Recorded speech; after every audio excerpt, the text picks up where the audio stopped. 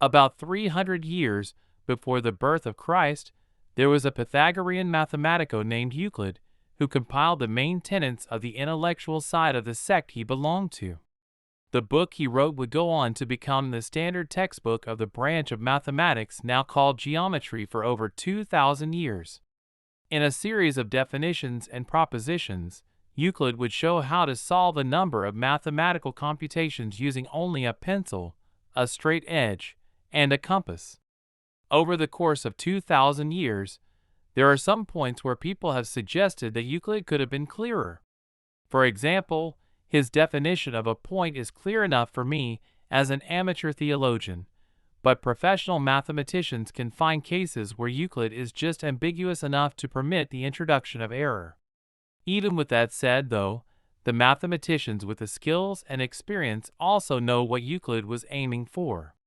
If you use Euclid as he intended himself to be understood, despite the vague vocabulary in use in his day, the results are an internally consistent geometry that is reflective of the physical world. Most of the other errors in Euclid are similarly simple. You may find an assumption that is not previously proven by Euclid, but it can be using techniques already shown by Euclid. So when you come down to it, everything that Euclid has shown in the elements is true when evaluated the way it was intended to be evaluated. More than 2,000 years of use has demonstrated this to be the case. There's been a recent flurry of theological wind given to the work of Troy Martin, partly due to the way that Dr. Michael Heiser has used that information in episode 86 of the Naked Bible podcast. In this, Dr. Martin suggests that Paul was a product of his day and believed that hair is a sexual organ. He goes on to explain several passages of Paul's letters in terms of this understanding. Many well-intended pastors, apologists, and theologians have been scandalized by this.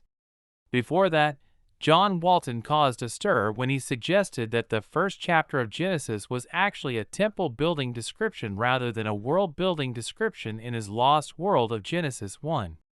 Another stir came when instruction of a minimope from ancient Egypt was found to closely mirror part of Proverbs. In various ways, these findings have all been used to challenge particular views of scriptural infallibility. There are a lot of people on the side of the text. Even if Paul was wrong about the purpose of hair, they still think that his instruction toward humility is valid. Even if the first half of Genesis is poetic descriptive of temple dedication, it still carries the moral lesson that we are all both divine and worldly. Even if Proverbs did copy from established wisdom, it's still wisdom. However, looking at these controversies in comparison to the controversies about Euclid, it's clear that Euclid is the less controversial of the two. There are a lot of ways that the term infallibility gets nuanced in the church. I'm not going to get into each of them and how they work or don't work. It's enough to say that I'm a linguistic descriptivist, not a linguistic prescriptivist, and with that I don't condemn terms that are used in a variety of ways. I want to address the substance behind the term, not the words. Some people nuance the idea of scriptural infallibility in a way that I can get behind. Some people do not. If you're undisturbed by the ideas above, then I'm probably not going to have a problem with your definition of infallibility. If the above controversies scandalize you, then regardless of where I come down on the particular question, I may disagree with your understanding of infallibility. With that in mind, I've been ready to sign statements of faith that included phrases like, I believe that Scripture is infallible in all that it says related to faith and morals, or the Bible is the infallible deposit of faith, or similar statements.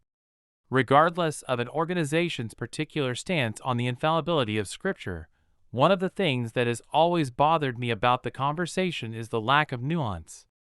I've had people ready to declare me a heretic for saying that I don't care how old Jehoiakim was when he took the throne. I've had people say I'm tied too closely to the Scriptures for asking, where in the Scriptures does it say to provide a hand up but not a hand out? Most often, people are eager to use the Bible to justify themselves, to correct others, and to prove a theological point. But when two people get to a place of disagreement, and they both use Scripture to get to their point, how can that disagreement be resolved? One of the things that I have always found to be a useful approach to solving these kinds of problems has been to compare like to like. If you want to understand how to play chess, start by learning checkers. It's simpler, and you get quicker feedback. Then as you progress, learn more about chess, and you'll find many analogies. At some point, there will be differences, and you'll need to check yourself against them. But if you start by saying, "This is kinda like checkers," there is a lot that gets imported automatically. Similar things have happened in the hard sciences. The mathematics of Brownian motion was based on the mathematics of tiny balls bouncing off each other, and quantum spin gets its name for its similarity to angular momentum. With that in mind, I've always wanted a proxy by which to compare Egg's use of infallible scripture. I've never liked the idea of comparing how other religions use their infallible scriptures. Who is to say that they're right? But in the case of Euclid and his elements, we actually do know if they're applied correctly. If they're not, the math fails. Euclid may or may not meet your personal criteria of infallible, but at the very least it's close enough to act as a proxy. I'm starting a new periodic series today. I'm calling it Pythagorean Christianity.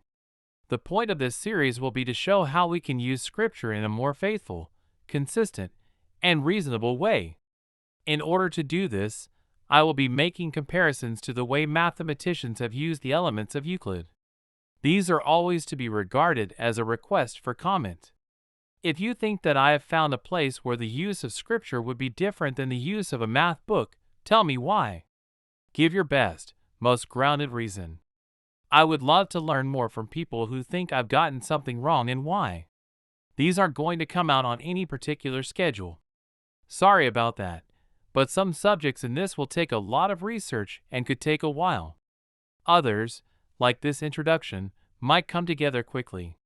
And with that in mind, I want to hear from you. Do you think that elements is a good proxy for Scripture? Why or why not? I look forward to hearing more thoughts.